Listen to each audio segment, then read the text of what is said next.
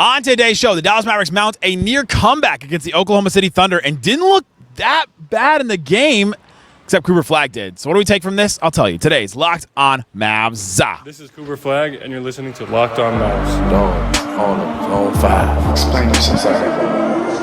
All these changes, I still got my dog, Dwight Powell. You are Locked on Mavs. Great, bro. Your daily Dallas Mavericks podcast. Part of the Locked on Podcast Network. Still can't leave you. Your team every day. I'm going to get a city like that. And welcome. You are locked on to the Dallas Mavericks, your team every day. My name is Nick Angstadt, media member covering the Mavs for 10 years. Thanks for reading it every day. Making Locked on Mavs the first listen for yourself every day. Appreciate you for checking out the show, listening every day to the bonus episodes and all that stuff. The Locked On Sports Podcast Network is now the #1 sports podcast network. Thank you for helping us get there. Today's episode is brought to you by Game Time. Download the Game Time app, create an account, use the code LOCKEDONNBA to get $20 off your first purchase. And joining me, as always, on a postgame, the postgame prodigy from the Great Slightly Biased YouTube channel. What you got for me, Slightly Biased? As the great Jay-Z once said, You have moral 99 victories. points? Moral victories is for minor league coaches. You not taking a moral victory from this game? I would if Coop played good, or like if the comeback was Coop related. Mavs. Like the Wizards loss was like, well, that fourth quarter was fun from Coop. Moral victory in the Wizards loss, but not one in an OKC comeback. We'll talk about Cooper Flagg's struggles. We'll talk about Anthony Davis. Honestly, in his struggles late in this game, I was sitting courtside, and I can tell you exactly how he's feeling during this. And we'll talk about PJ Washington. We'll talk about Jaden Hardy getting some minutes late. We'll talk about a lot of these things. And the Mavs lost to the OKC Thunder. The Mavs are 1-3 now in the season. It was 94-101. But the Mavericks at one point were down by 21 in this game, and it looked hopeless, right? Like Mavericks fans were turning this game off. They're like, I'm done. I don't want to watch this. I don't want to listen to this anymore. I'm just over with this because the beginning of the season has been pretty rough for the Mavericks. And even the game they won against the Raptors, they gave up 129 points. And it was not one of those where you feel, all right, I'm feeling super great after this win. I feel like the Mavs have figured out some stuff. They fixed some things, and boom, here we go. This game, first half was not bad. Like I was feeling pretty good. I was ready to go into this game against the Thunder, a team that has a really good defense. And yes, they're missing Caruso. They're missing Jalen Williams. They're missing a couple of guys. So are the Mavericks. Mavericks missed Lively in this game. Obviously, Kyrie's still out. A couple of point guards still out. But going into this game, I was like, oh, this is going to be one of those games where if the Mavs don't start D'Angelo Russell, or even if they do, they may not be able to dribble against this team. They're just going to struggle to get the ball into any of their sets or into any kind of thing at all if they face some of the ball pressure that the Thunder can still put on with Dort and Case and Wallace and even SGA and some of their other guys. And they did pretty good. They handled it pretty well in this game. They only shot 33% from the field in the first half, and we're only down by 6 going into halftime. Anthony Davis had 15 points and 7 boards. He was playing some bully ball down low. He was getting some things going. And I was impressed with the Mavs going into that. Then the third quarter happened, and you go, all right, here it goes. Here come the Thunder. Their defense mounted up. The Mavericks really struggled to make anything really happen at all. And then OKC scored 39 points in that quarter, really went on a run. And then in the fourth quarter, the Thunder hit like 90 points with like 10:25 left in the quarter. And it took them until like very late in the game to hit 93. It was one of those where you go, oh, man, what is happening? Hold on. The Thunder haven't scored since when? It was just this long, extended drought. And I'll give the Mavs defense some credit. I thought they were hustling. I thought they were getting some stuff done. SGA didn't get any shots to go. He was 0 for 5 in the fourth quarter. They only had 5 shots go at all. Chet Holmgren and Isaiah Hartenstein hit 3 of them. They were just in the paint. So the Mavs make this comeback. And, like, I look at this comeback, and I'm really not even sure what I'm supposed to take from it because it was mounted by Jaden Hardy doing some things, D'Angelo Russell doing some things. You had Max Christie hitting some shots. Maybe we'll take some stuff from him. Anthony Davis playing the 5 is maybe the one thing I take from this is that the Mavs are going to look better offensively with Anthony Davis at the 5, but then they're going to struggle in some other areas. And the big advantage the Mavs are supposed to have with rebounding, they struggled rebounding tonight, defending the rim. How many points in the paint did the Thunder finish with? 68. They struggled in those areas, and those are the ones that the Mavs were supposed to be good at, and they didn't, even though their offense was a little bit better in this game because Anthony Davis was at the 5. It is almost like this Mavericks comeback to me represents the, like, really like the problem with this Mavericks team that we're going to struggle with all season is because they're like an oxymoron of a team. Yeah, I mean, I don't really know what to take away either. I appreciate the comeback and the effort. Probably the big takeaways are like D'Lo's got to hover around this 30-minute mark 100%. Regardless of the shot he missed at the end, ill-advised, definitely. But the offense just looks 10 times better when he's on the court. He also hit a floater with a minute left that cut it to they're one. They're not even in the game. If they're not even in a position where he could miss that three if it weren't for his efforts to help bring them back and captaining the ship offensively. Christie looks great and is just flat out better than Klay Thompson is currently. So I don't know what you do with that information really. And yeah, I mean, defensively, I thought they were good tonight. Like I tweeted this in the first half that I thought that was probably one of the best halves they played. Even the fact they scored 42 points. I mean, that's obviously horrible, but they were getting pretty good looks from three that just were not hitting at all. And they started to hit those in the fourth quarter, and that's why they were able to make the comeback they did make. But I like the way they played. They didn't turn the ball over. Defensively, that was some of the better defense you'll see a team play on Shai Gilgeous-Alexander. I mean, this is one of the most unguardable players in the entire NBA, one of the most unguardable guards the league has ever seen. I mean, just full stop. And they did a really good job containing him. And Christie did a fantastic job on him, man. He did so well tonight. I'm so impressed with how Max Christie started the season. So those are some positive takeaways. And, you know, you got a reminder that Cooper Flagg is an 18-year-old rookie. You got, you know, Klay's still kind of early season. We know that this can happen with Klay. So D'Lo wasn't great from three as a team. You didn't shoot well from three. Granted, the Thunder were terrible from three as well. So some positive takeaways. I feel like in some ways you could look at this and say, you know, if we play with that level of effort and execution defensively, we'll win a good amount of games this year. But it has to be a consistent level of buy-in. And you know what? If I go back and watch the first half, it's like, you know what? If we generate these shots for some of our legit good shooters, not just like, Naji Marshall shot an open three, but like, what does that really mean? Because his numbers aren't. But if it's like, yeah, we got that shot for Max Christie, we got that shot for Klay, we got that shot for D'Lo, which say whatever you want, but D'Lo's been a good three-point shooter throughout his career. Yeah, like that's what happened in the first half, and I was like, well, those are good shots, you know. So some things to take away there, but the reality is they're 1-3. Their first 5 games are at home, and yeah, they're staring down the barrel of potentially being 1-4 because they play the Nightmare Pacers that literally own this team. Yeah. So, and the Pacers don't want to start off 0-4 themselves. That's a big thing. I think I heard Tony East of Locked On Pacers say they haven't been 0-4 in a start of a season since like the 80s. And so that's something they probably want to avoid. I think I'm going to take something away from this game. The Mavs are trending in the right direction. I'll just say that. I think they're trending in a way. You got to win against the Raptors. You looked competitive at least against this Thunder team. You're trending in the right direction. It may be slow. It may not be the way that we had hoped and the way that we like thought, but at least they're getting there. Like they're getting some of their legs under them. I think that's what I take away. And Max Christie. Max Christie's been a revelation. He got the start. I thought for sure Klay was going to the bench when Max Christie would get a start, but they decided to not start D'Angelo Russell, which was interesting to me. I don't think Kid cares who starts. And I think he just wanted to start Max on SGA. I think that's really like the whole thing that he wanted to do with that. Yeah, I mean, the starting stuff for Kid's always been weird. It's never fully mattered because it is interesting to me how no matter what, you can watch the first half of the starting lineup and be like, okay, this starting lineup is not working for whatever reason. Doesn't matter which team. Luka's on it, Flagg's on it, Anthony Davis on it, Kyrie's playing, not playing. It's like, I don't know what's going on with these starting lineups. But there's one thing guaranteed. They will start the second half, too. Except the one last year that was awesome, and then they blew it up with injuries and all that. That starting lineup was great. Yeah, true. But, no, I mean, yeah, it always matters more with Kid with who's closing games. But, yeah, it's interesting to go with Christie. It does show their commitment to, if not Flagg at the one, more so just like, we're going to experiment what it's like to not even need a point guard in with this group. And, I mean, D'Lo has made it clear and obvious so far through the first 4 games of the year that they need a point guard, like an actual one. They absolutely do. You've got to have that ball movement. I think that's why they had D'Angelo Russell and Jaden Hardy still in the game late when they were mounting this comeback.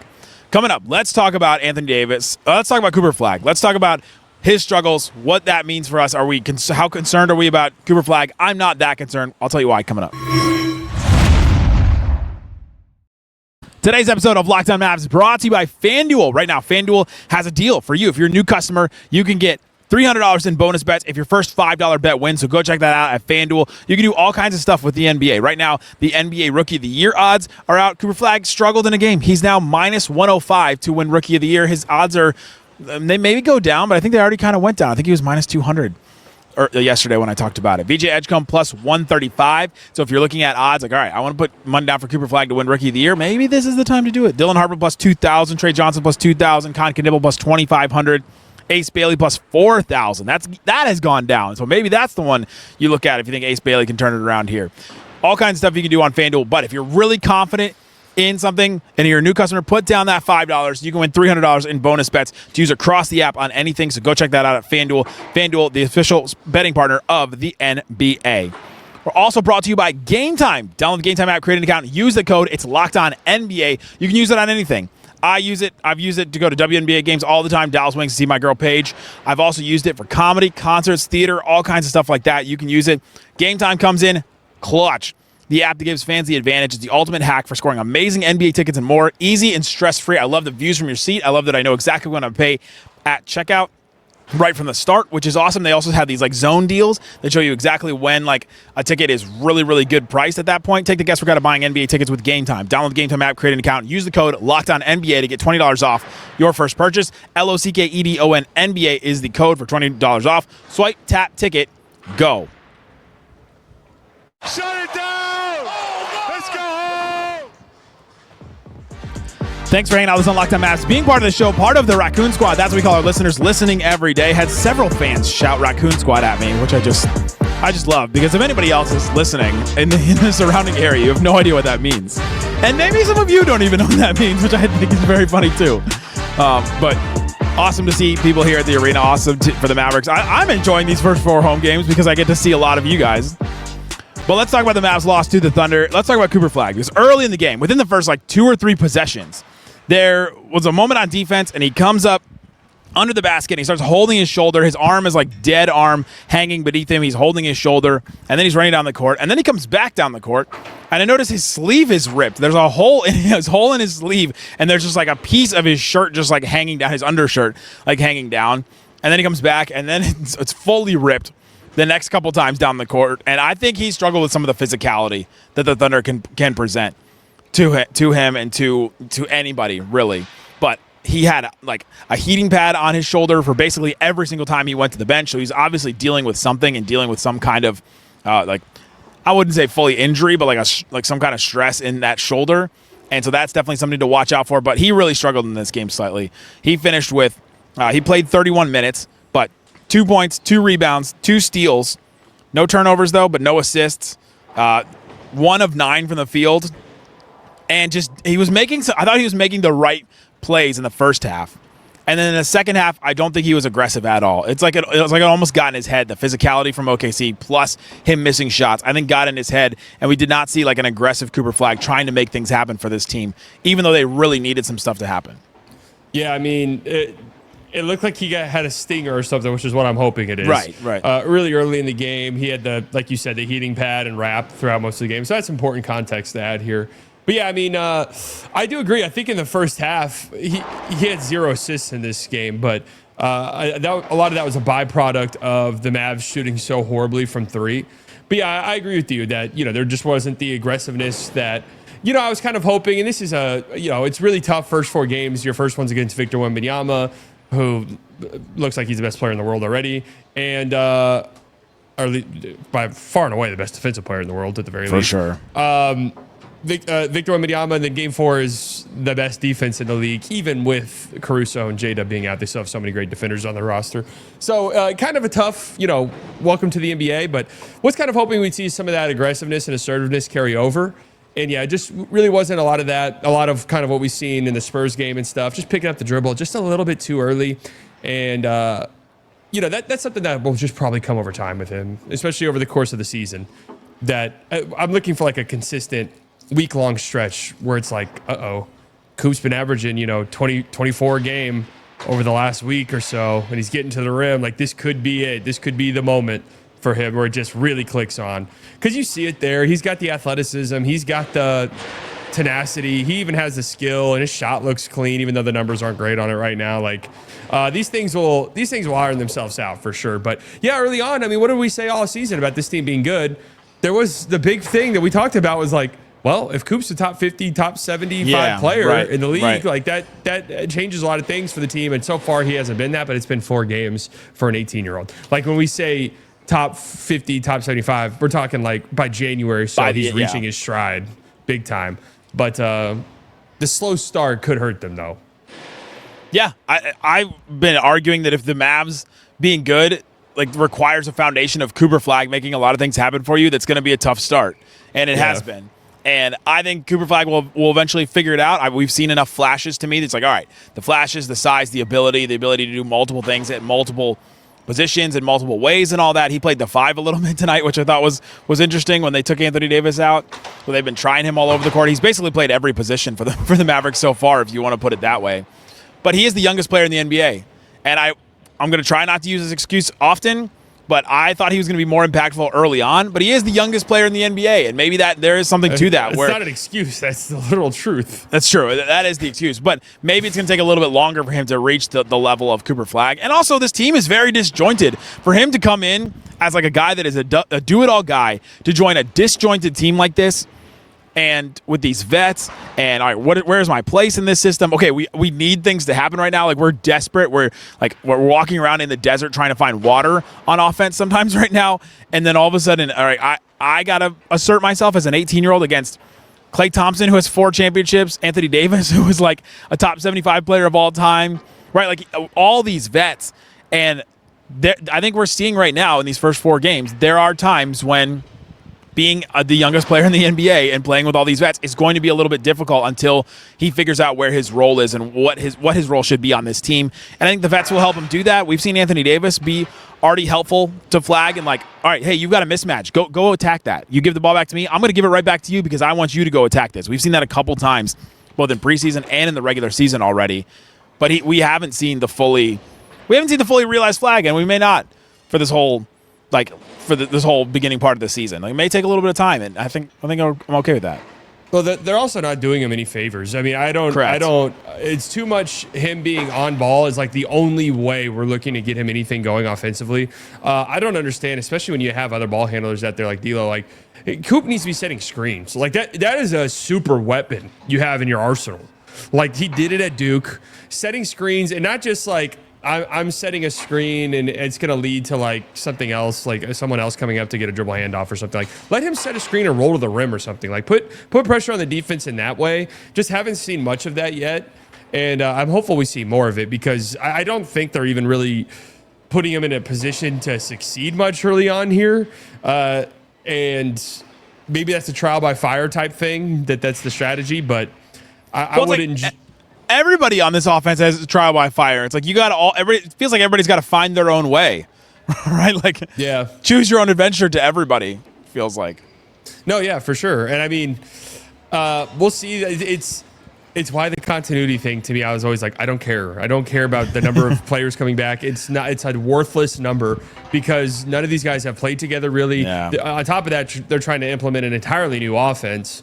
But I just feel like they could do more to get him easier looks, to help him get settled in a little bit more. I don't think it's a coincidence that in all the games we've seen Coop start to like really get going, how does it happen? It usually happens because he gets a few buckets in transition, easy buckets, easy dunks, and that really gets him going. And in the Spurs game, in this game, he hasn't even had like a single opportunity for something like that.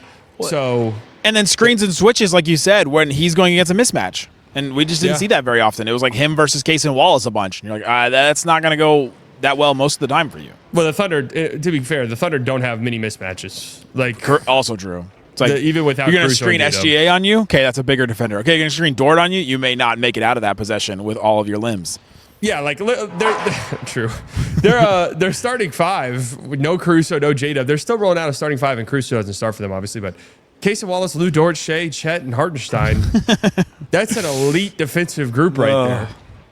This team. And then I've got it. It's been too long in the show to not have said, like, AJ Mitchell.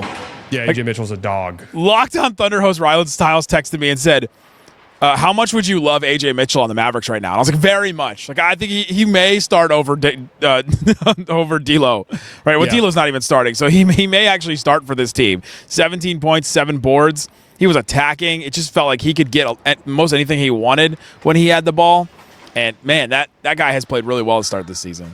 Yeah, he's been really, really good for him. And he was good for him in spot minutes last year, too, and they needed him. True. So they just find these guys. And they got Topic coming back, too. I mean, they're the defending champs for a reason, and I picked them to win 70 games this year. And they're 4-0, and I don't even think they've looked great. Well, they've played multiple overtime games too, where they get overtime games. They're hurt. They get everybody's best too, right? Like everybody's gonna come and like throw their fastball at OKC right now. Yeah, people don't like what I say about the Thunder, but I don't care. They're the best team in the league. I'm picking them to win the championship again. Well, it's they're like good. You can hate it, but it's still true. They had the best net rating in all of basketball ever last year. Okay, they're a really good team. They're won the title. The second youngest team to win a championship ever. So what are you gonna say? what are you gonna say? They're good.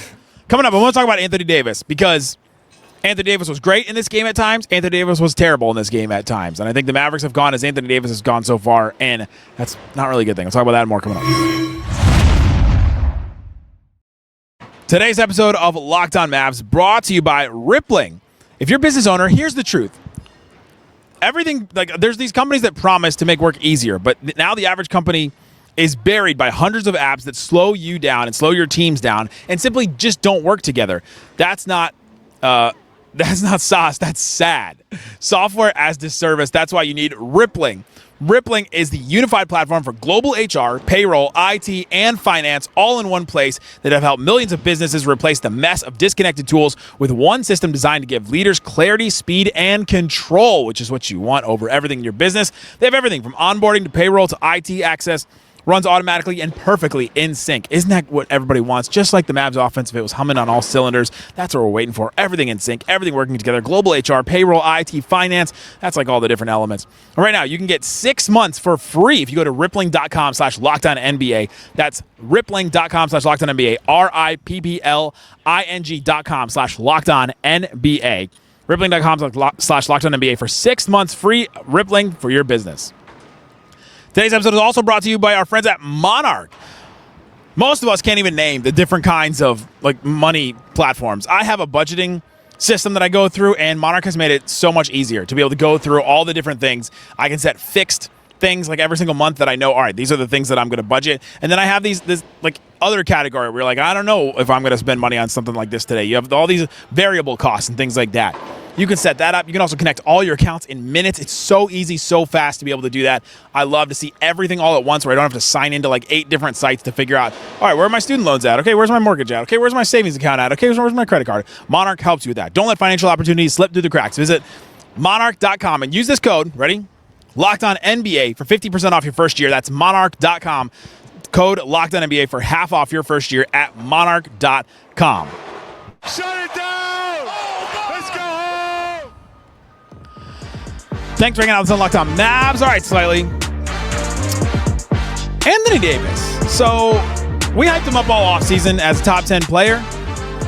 And we're really high on Anthony Davis going into the season. We thought, all right, this is his team. He's going to be ready to go. He's going to be motivated because this Maverick season last year went really south really quickly. We have the quote in the intro that we always play that he's like, I'm going to give this city life back. Seemed to be a motivated guy. Seemed like he was ready to take on control of this team and be ready to start a new chapter. He had the eye surgery, and his eye surgery didn't seem like he was able to really work out in the offseason. Didn't seem like he came into camp in shape. And people asked him about it because he came into camp overweight. And he said, yeah, I am overweight, but I do this on purpose. I always come into camp overweight because then I lose weight. I lose 12, 13 pounds really quickly during training camp. And then you watch Anthony Davis play in these regular season games, and there have been times when he looks really good. 26 points, 11 boards in this game, 3 assists. He had a couple of, some really good plays, some really good attacks at the rim where he's finishing over guys, and you're like, all right, that's the Anthony Davis that we want. Getting set up by D'Lo. He had the and one late that really helped the Mavericks that they desperately needed. With a minute 25 left, and it was 92-95.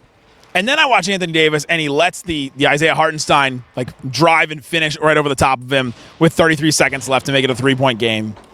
He lets Isaiah Hartenstein get some rebounds on him.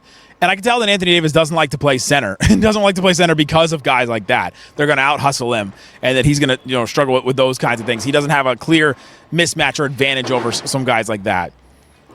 And Anthony Davis looked like he was really gassed by the end of this game, and it has been for basically all 4 of these games that I've seen. But I was sitting courtside and got to see it up close this time, and man, he does seem like he's huffing and puffing out there. And I think it's going to take a little while until we see the full Anthony Davis that we expected going into the season. Yeah, 38 minutes tonight, playing the 5 for pretty much every single one of those minutes. Like on a second night of a back-to-back too, which I think is also notable. Yeah, I mean, I think he's been pretty good the last couple of games. I thought he was good tonight too. But yeah, the transition defense stuff and some of the defensive stuff, I mean, you're going to give up buckets from time to time. Like, that is what it is, really.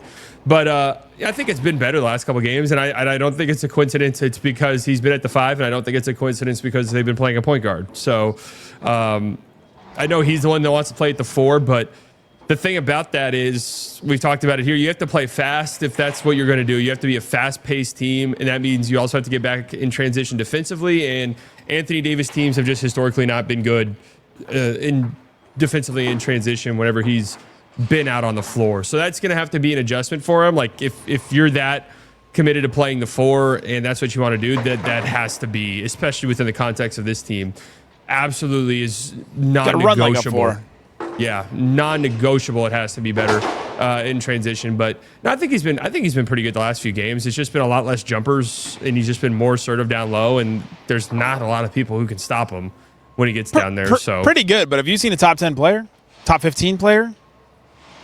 No, but I mean, this team has stunk. Like, there hasn't been anything good, really. Like, I know, but it's like, shouldn't they be driven by the head of the snake and the number 1 player, like the best player on the team? That there's more responsibility on you to come out and be that. Like, the Spurs didn't all play great, but Wemby came out and was like, all right, that is a top 1 player in the NBA right now. Yeah. And then everything else follows suit behind him. SGA, same kind of thing, where he gets his stuff and then everybody else kind of follows suit behind him. And I don't feel like the Mavs are really have that right now. As solid as Anthony Davis has been at times, and he's been the only guy keeping him connected sometimes offensively, I just think that's one of the things that the Mavs are missing right now too. No, yeah, for sure. I mean, it hasn't been a great start to the season for him necessarily, but it also, the idea being that this team was going to be fast, and they were going to be deep, and they've already been dealing with injuries. They're going to be, have this rookie who's going to be a top 50, top 75 player. And by the end of the year, he very well could be that, but he just hasn't been that through the first 4 games, which is completely understandable. So there's just a lot of factors that go into it. And this wonky starting 5 that, outside of tonight because D-Live was out, that they've been going with, that's just not good, I feel like has been part of the problem as well. So we'll see. I'm kind of going to reserve judgment more around November or so for that. But I don't know the luxury you have now that you're 1-3. I don't know the runway you have of just being like, oh, we'll see in November. Yeah, right. Because, our conversation around Thanksgiving could be like, dude, Kyrie what's the point? Yeah. If they're 3-15, 27, like whatever it is, would be crazy. Whatever it is, I was trying to count in my head how many games between here and Thanksgiving, because it's like a month, right? There's usually get like what, 13, 14, 15 games in a month, something like that. Sounds right. So 1-3 right now, and so if you go, I don't know, like you win like 2 or 3 more games, you're 4-18. That would be a really tough 4-13. That's just a tough start to the season where you're like, remember the Pelicans? This happened to them last year, where all of a sudden you're like, they're in a hole too deep. They're in a hole too deep, and it came really fast for them. Yeah, I mean, you don't want to overreact, but I feel like if you were to look at these first 4 games all at home, like 2-2 bare minimum would have made you feel. I mean, and we're talking about a difference of 1 game, so we are kind of overreacting here. But you don't want to overreact, but you also want to say, all right, this is what I'm seeing on the court right now. What I'm seeing is experimentation from Jason Kidd, right? Caleb Martin got another 4 minutes. Jaden Hardy played late. He's trying a bunch of stuff, trying new lineups, trying new starting. Hey, by the way, Caleb didn't look half bad on defense. Caleb defended SGA pretty well, I thought. Yeah, he looked pretty okay. I still have stock on the Caleb Martin mound. I don't think it's an island. I think it's just a mound. Just a hill. Yeah, Yeah, for Anthony Davis to get in shape, plus the offense to them to learn the offense, plus the experimentation of the lineups. Like I don't think they have that much runway. Like I'm with you. It's the next couple of weeks, and then maybe I'll give them. And then after that, I'm like, all right, now I'm gonna start to judge what this team actually could be. I'm still open for the Mavericks to be a good team right now. Yeah, but I mean, it's also it would be a little bit different if it's like, man, they were toe to toe with the Spurs, and like they got embarrassed by the Spurs, really got embarrassed by the Wizards, and needed a huge, ginormous run here against this Thunder team to not get absolutely blown out. So. And then they needed a big run to come back and beat the Raptors. Like, they haven't looked really impressive at all. No. You know, like, we're hanging on like two good calves of basketball. And it's not like a facet of the game they've looked really good. Like, oh, this team is going to be able to defend the rim. Right. They don't have an identity. They don't have an identity at all. Right. So it's like, all right, your starting player is not in full game shape yet. You still don't know what your starting lineup or anything like any kind of lineup rotations are yet at all. You don't have an identity. You don't have a clear elite skill. The thing that you're supposed to be good at with your bigs are unhealthy, so that goes against them for sure. Lively missed this game. Gafford is still out. There's just a lot of issues right now. A game like this, we talk about that front court being their biggest strength. When we start to talk about, well, do you maybe trade this guy? Do you maybe trade that guy? AD and D-Live miss games. And you see tonight, it's like all of a sudden when you're without one of them, God forbid both of them. Now all of a sudden it's both. Like you're so small now, and you're getting out rebounded by a Thunder team that's not even like a fantastic rebounding team, really. And this is how you've beat them in the past. They got Hartenstein to fix that, obviously. But 55 to 36. That's almost 20. And the one thing I will say that I have not quite understood just yet is it's just okay. If you were to tell me, hey, they're 1-3, their offenses suck, that'd be like, okay, honestly, I could have easily seen that coming. They should be much better on the offensive glass than they are. Like, they should be much better. Well, they have not been good at the big bully ball team things that they should be good at. Yeah, I know. It makes no sense. Because we've been trying to figure out why they're not playing Lively too, and maybe it's part of the injury that he's dealing with. Oh my gosh! Just royalty walked into the room just now. Who is it? Are they coming on the? Hi. You can't say royalty came in and it's the co-host of the show. I thought it was about to be like a special guest. No, listen. I'm just here to talk about the vision. If you don't see the vision, fortune doesn't favor you. The vision was there for three quarters. Just take out the third quarter.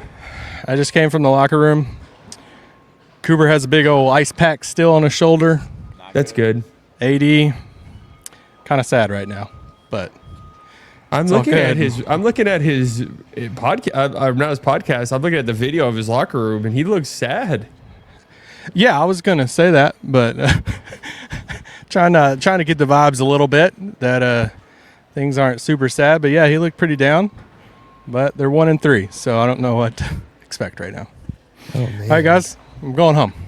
You heard it here first. Yep. You heard it here first. You heard it here first. There's our locker room report brought to you by Locker room report. Cooper Flagg has a giant ice pack on his shoulder, and AD is sad. All right, guys. Only 78 left. Come back every single day here at Locked On Mavs to hear more like that. Guys, go check out Slightly Biased, great YouTube channel, all kinds of stuff there. Go check out all the other stuff we have going on. The QR code, the links in the description. Guys, thanks so much for listening to Locked On Mavs. Peace out. Boom. Let's hope for the best, guys. That's all we got.